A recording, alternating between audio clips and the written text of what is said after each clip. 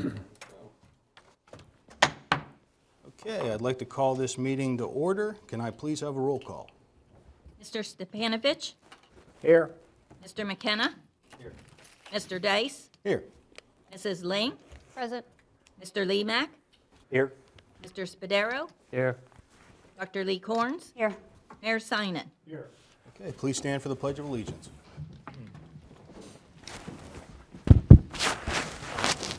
I pledge Allegiance to the flag of the United States of America and to the republic for which it stands, one nation, under God, indivisible, with liberty and justice for all.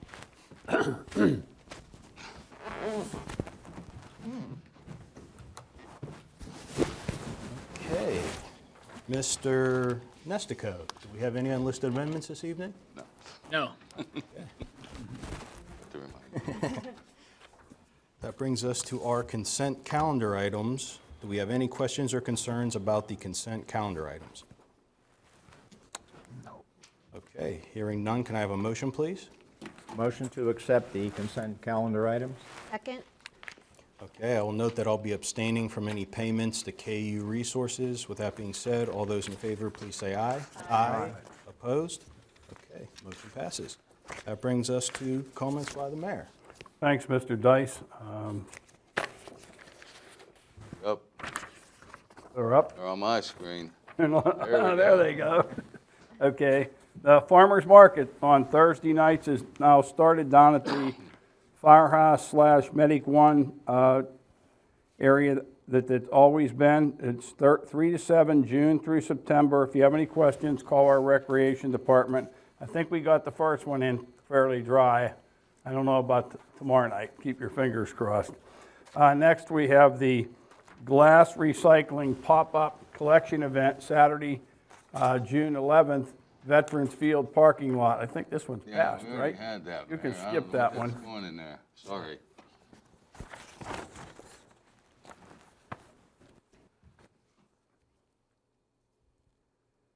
Okay, Tuesdays at Townsend is still going on. Save the dates. We still have June 28th, July 12th, July 26th, August 9th, and 23rd. Again, these are free performances from 6:30 to 8 p.m. Bring your own lawn chair. There's usually a food truck there and some liquid refreshments. The clubhouse at MCP is now available to rent online for meetings and events fewer than 50 people. Contact the recreation department if you're interested in doing that. One other announcement that I don't have a slide for, keep in mind the date of the concert in the park is 8/13. This completes my comments. Thank you. Okay, thank you, Mayor. That brings us to comments by the chief administrator. Any comments, Mr. Nestico? No comments. Okay, thank you. That brings us to community input, where people from the community can say whatever they like, so long as it is 3 minutes or less.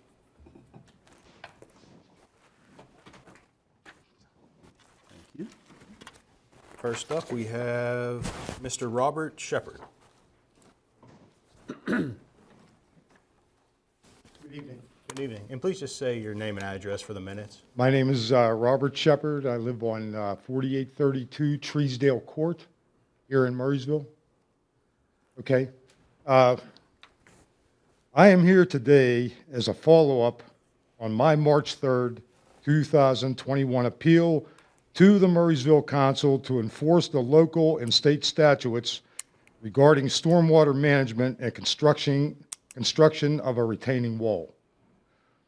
On June 1st, 2021, Dane Dice responded in an email that the council believes that these were civil matters.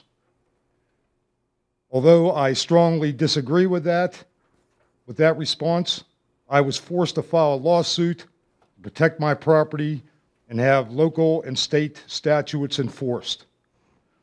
With that said, I am now going on record. You folks all have a copy of what I passed around? The yellow highlighted is what I'm talking about. So anyways, with that being said, I now want to go on record as an interested party affected by the operations in the Murray Crest Plan that uses my easement across my property.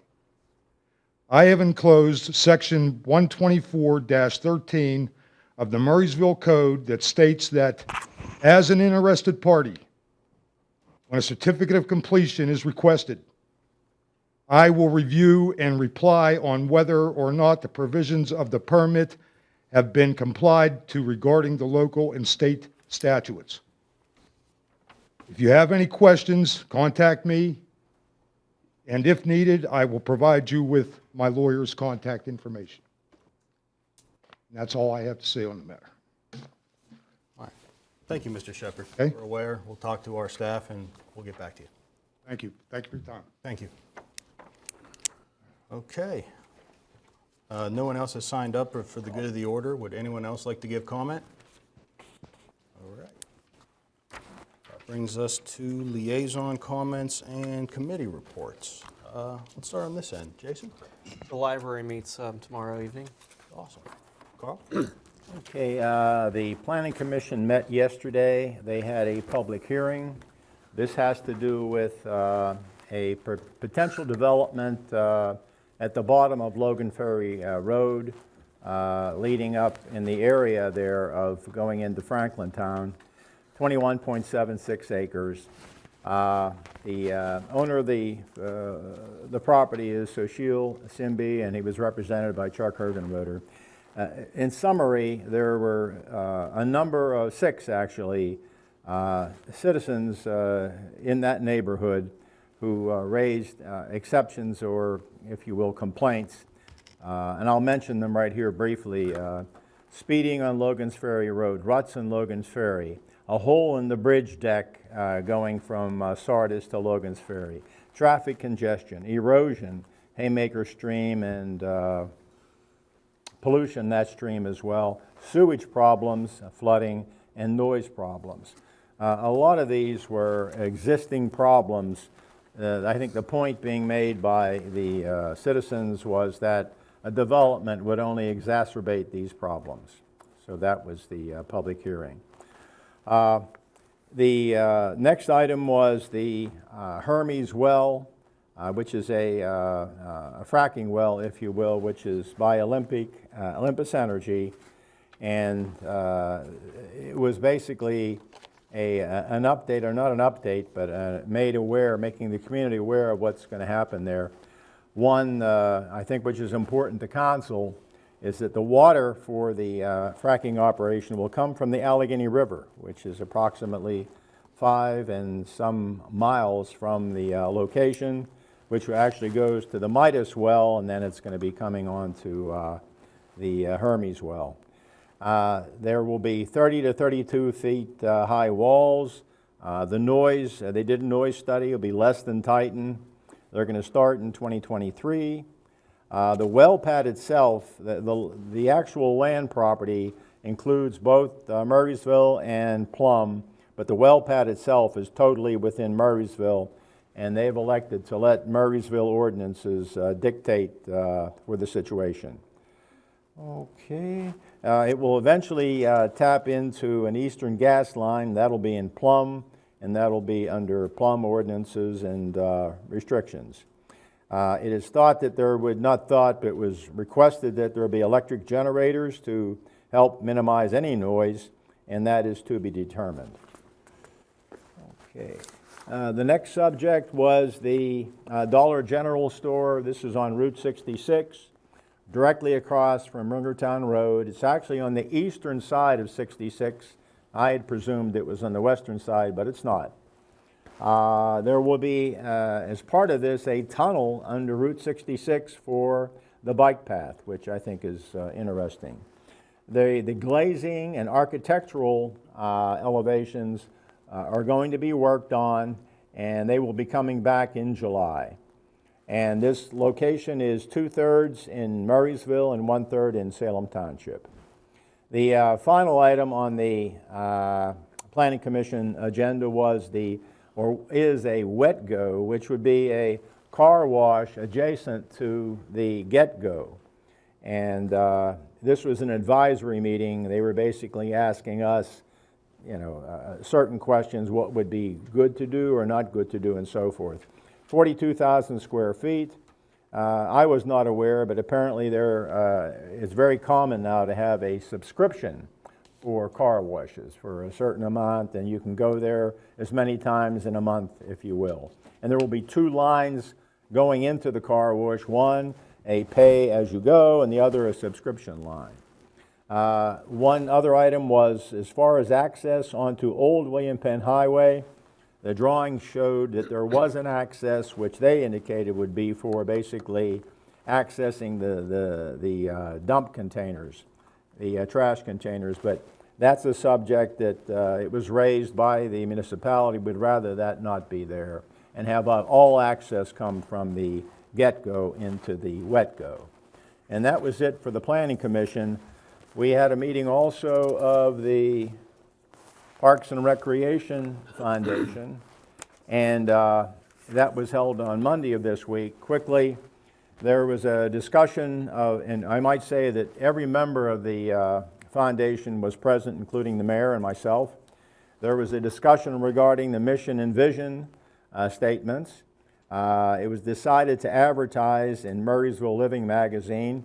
Good thing there is that you pay so much for the design, their assist on the design of the ads, and then they will change them without charge every month. The Chalk the Walk program was not that successful, and something to heed is that they held it on a Saturday, and they were in competition with all the sports events happening on Saturday, so that just doesn't seem to work out. It was indicated the National Association of Park Foundation whether to join that, and it was decided to do so. It's a reasonable cost, $275. There was a lot of discussion about a line striping machine, and that will be decided actually in the next several weeks when some additional details are identified. It looked like that was a good thing to do. The donation tire in Murraysville Community Park is now has a back door to it, meaning it's ready to accept donations. The cornhole boards at concrete cornhole boards in Murraysville Community Park are installed.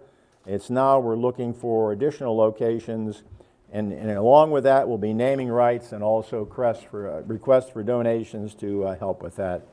And that was the Parks and Recreation Foundation. Awesome. Thank you, Carl. Tony? There was no meeting yet this month. Okay. Jamie?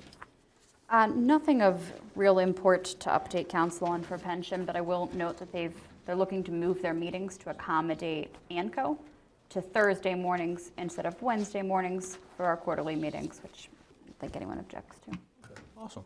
Jamie? School board meets on Monday. Okay. Awesome. Matt? Parks and Recreation met yesterday in the gazebo prior to the concert in the park. I had a work conflict, so I was not able to be there, but the mayor hit most of the points with dates on things, the concert in the park dates that did start up, and supposedly the one yesterday went very well, and the community seems to really like those, as well as the concert with the fireworks, the Murraysville concert out at MCP. The splash pad is up and running, started this past Monday, so especially days like today, people can go up there and try that out. And we had gone to the opening for the clubhouse at MCP. What a fantastic job they did. It really is nice there. So that's available for people to rent online. That's about all that's new. Awesome. FTMSA meets next Tuesday at 6 p.m. at the plant. So with that being said, it looks to me like we have no workshop items this evening, so we'll be rolling right into council action items. So we'll begin under section 13. Can I have a motion for 13A? I'd like to make a motion to approve ordinance number 1061-22, an ordinance amending chapter 169 of the Murraysville Code for peddling and soliciting.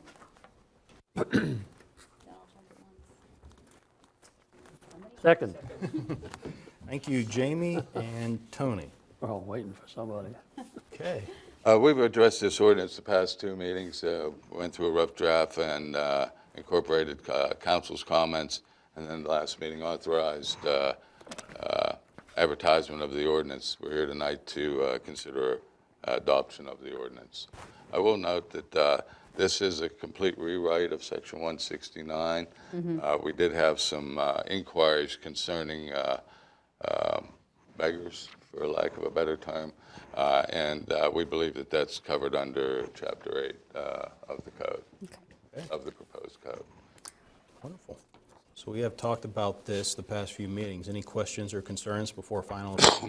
I have two questions. One, I think is just a typo, maybe, unless my vocabulary is bad. I think under, it's supposed to read transient retail business as opposed to transient retail business. What number section? That's under Section 2 definitions. I'll make that change right now for you, Jamie. Okay, and then two, I have a question under Section 7, the do not knock list, number 1, just for clarification. When it says, it shall be a violation of this section for any peddler, solicitor, and/or canvasser, does this include the Section 3 exemptions? Because it does not specifically state if it includes or excludes them. The exemptions, or the exemptions to any item that's cited in the Any item ordinance, that's on there, so yes. putting up a no soliciting sign on your door, Yeah. you can still politically canvass Right. and everything. Okay, I just wanted to clarify that, that's all. Yeah, that's a First Amendment protection. That's what I thought, I just wanted to make sure. And I will note that the stationary solicitor, there is some question as to whether it might be guaranteed under the First Amendment also. Okay. So we'll see how that goes moving forward. It's murky water, so I like that idea. Okay, any other questions or concerns? We'll just note that this approval is with the typo being corrected that we just noted. So with Just that- done. So with that being said, all those in favor, please say aye. Aye. Opposed? Okay, motion passes. Thank you. That brings us to 13B. Can I have a motion, please? Consider approval of resolution number 758. Now you skip one. Was that 13C? B. D? Okay, it was stuck. B is in Okay, I Bob. got it now, I got it. You just didn't want to do B. No, no one wants to do B. You're right. Thanks, Tony. All in favor, say aye. Consider approval to renew the cyber insurance with Travelers. Yeah, No. That's not it either. Does not want to do B. B, okay. You want me to tackle? I'll do B. All right, Mac. That's what I get for straightening out. Consider the resignation of James Morrison as Chief Administrator of the Municipality of Marysville and reaffirm his appointment as Director of Community Development under the terms and conditions of his existing labor agreement. See, Jim, I wouldn't do that. Yeah, thanks, Tony. Second. Okay, thank you, Mac and Jamie. Jim, anything to explicate on? I still owe the mayor a letter of resignation. I've started it twice this week, and it's been a pretty busy week. I haven't finished it yet. It's been crazy. But anyhow, I think you all know how I feel about the community and the support that I've received from you as elected officials, the mayor, and the residents of the community. It's been a pleasure to serve. It's been a pleasure to have you, absolutely. Thank you. That's effective when, Jim? That was effective June 6th. Yeah. Last meeting. We'll note that as part of the reorganization meeting, I was appointed also as Community Development Director, and that's the reaffirmation. Okay. Okay. Final questions or concerns? Hearing none, all those in favor, please say aye. Aye. Opposed? All right, motion passes. Thank you. That brings us to 13C. Can I have a motion, please? Yeah, consider approval of resolution number 758-22, disposing of certain municipal records in accordance with State Records Retention Act. Second the motion. Thank you, Tony and Carl. This is normal housekeeping. We've been working on the scanning and disposing of old files for a while now, so this is just a continuation of that project. Okay. Yeah, we have one of these every few months. Any questions or concerns? Okay. All those in favor, please say aye. Aye. Opposed? All right, motion passes. Thank you. That brings us to 13D. Can I have a motion, please? I'd like to make a motion to consider approval to renew the cyber insurance with Travelers in the amount of $5,956 for the fiscal year of August 22nd to July 23rd. Second. Thank you, Jason and Tony. JC? This is the fourth year that we've had cyber insurance. The increase in the premium was 15%, and that was based off of our increase in revenues and assets. And the market rate right now for the increases are showing at a 20 to 50%. So we actually have a minimal increase compared to what other people are dealing with right now. Questions, concerns? Definitely need to have this. Okay. I mean, my only industry recommendation on this in particular, I attended a cybersecurity exercise with the FBI recently, and they suggest not putting the policy on any network within the that we're protecting, because if a ransom criminal is in there, they will get the policy and they will ask for the amount listed on there. That's a common practice according to the FBI, so it's better to print it out and store it physically versus storing it on the network that it's insuring. We'll take it off the network tomorrow, so remove it from the Dropbox tomorrow. Absolutely, I can do that. I can say in those same lines, there's been a lot of litigation about the right to know law in these cyber insurance policies, because normally insurance is a public document, but people are saying for safety reasons, we're not disclosing this, because if people know the limit, they know how much to ask for. Yeah, it's interesting. Thank you for the recommendation. Sure. Okay. Final thoughts? All those in favor, please say aye. Aye. Opposed? Okay, motion passes. That brings us to 13E. Motion, please. Consider approval to add Positive Pay services to S&T's online banking platform for the municipality of Murrysville's general fund and capital reserve fund checking accounts. Second. Carl and Tony. JC? Okay, so there was a fraudulent check that tried to get passed through on our account.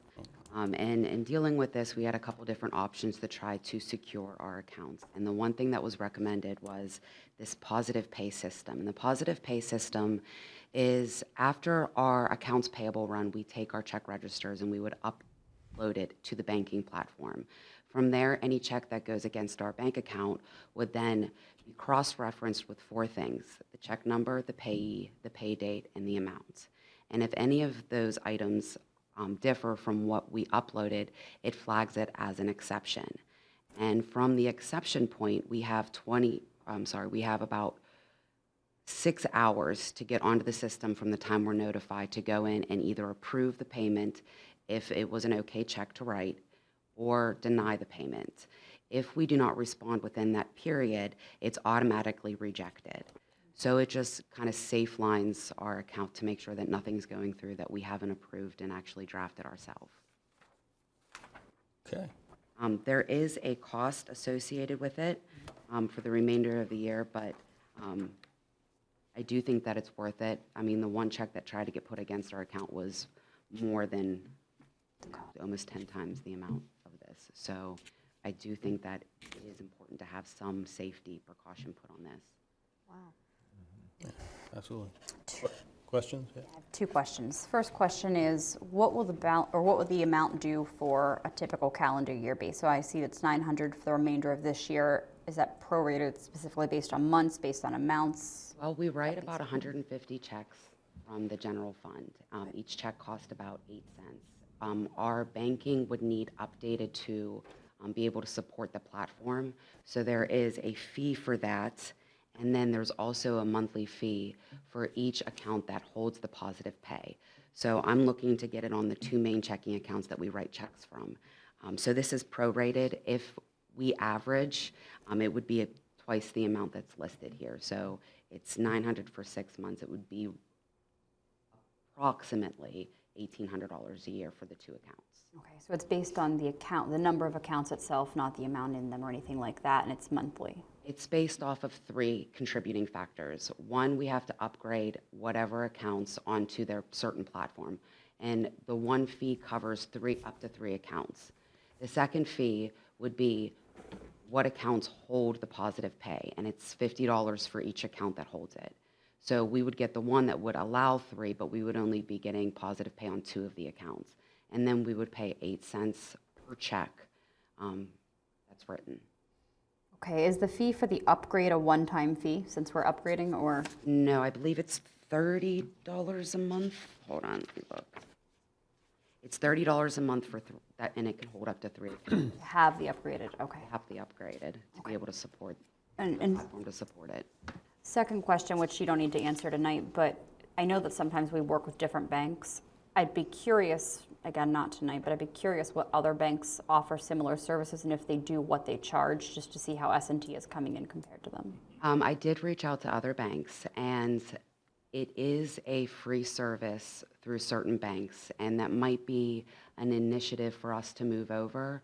But after having the discussion, moving over all of the accounts at this point in the year just Would be seems hectic. like it would be a little bit too extreme. So there will be probably a revisit to this towards fall to see if that offer still stands, and then looking at possibly transitioning if they won't adjust the fees. But when I went back and forth between our banking system that we're using now, they weren't really willing to negotiate. Which makes sense. Now, let's say that we decide to leave them at some point.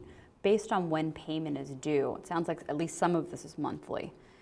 So we're not paying a lump sum in advance, because I noticed you noted the $900. I didn't know if that was, if you were aggregating that as a total cost, but we pay monthly, or if there were some monthly fees and then some lump sum. I'm just wondering if we get anything back, or. It's a pay-as-you-go. That total was an estimation, so you guys had a better idea of what the cost was going to be in the budget this year. That's extremely helpful. Thank you. We took exception with our current bank. They hold a large amount of our assets there, significant amount. And quite frankly, was disappointed they weren't willing to waive a potential $900 payment based on the amount of assets we have there. Yeah. Certainly something to investigate. Yeah, I appreciate you being proactive and looking into all of those things, and would be very interested, I think probably all of us, to hear some other options when some of this dust settles and you have an opportunity to look at that. Absolutely. Thank you. I'm just curious, which banks were the ones that offered the 0 fee? First Summit was the number one that said that they would, and I know of another bank that offers it as a free service, but we don't hold an account with them. And there was some question on if we wanted to reach out to them or not. So as of right now, the banking that said it was a free service is First Summit, and that's who we hold our American Rescue Funds with. So it wouldn't be a hard transition to go over. Right.